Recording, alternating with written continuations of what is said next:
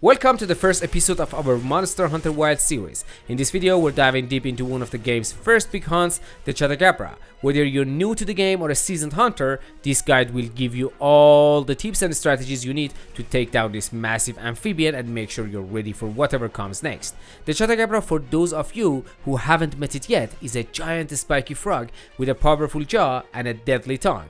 While it's an introduction to the game system, it doesn't pull punches and can definitely challenge you, especially if you're not prepared. But don't worry, by the end of this guide, you'll have the upper hand. Let's get into it. The Chatacabra has a few weaknesses that you can use to your advantage. First, when it comes to elemental damage, Thunder is the go-to.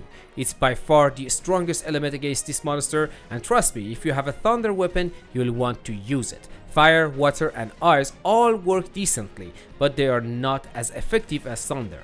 Dragon elements, honestly, don't bother. It's the weakest element against this creature, even though it tends to be strong against a lot of other monsters. When you're fighting the Chatacabra, targeting the head is your best bet for maximum damage. Regardless of what weapons you're using, it's the most vulnerable spot, so don't hesitate to go for it. The tongue and the torso are also weak points, but the forelegs are tough, so try to avoid hitting those.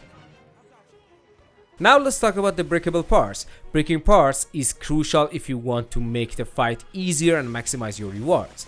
The Chatacabra has breakable arms. It often coats them in stone and dirt to buff its attacks. Focus on hitting those arms to break off the rocks, stagger the monster, and create opening for more damage. Also, don't forget about the tongue. It's not only a weapon for the Chatacabra, it's also a weak point, so hit it when you get the chance.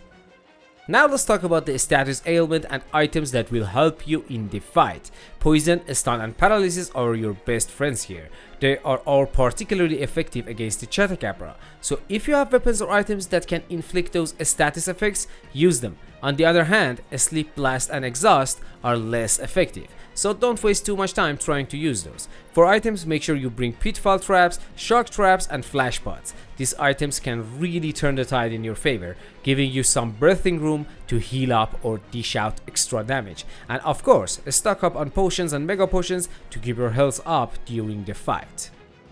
Now let's talk about the Chatagabra's attack patterns. Understanding its move is key to surviving and dealing consistent damage. The Chatacabra has a few dangerous moves that you'll need to watch out for. The first skill that we're going to talk about is the tongue lash. It stretches out its tongue and lashes it forward, hitting anything directly in front of it. The best way to avoid this is to dodge left or right when it winds up for the attack.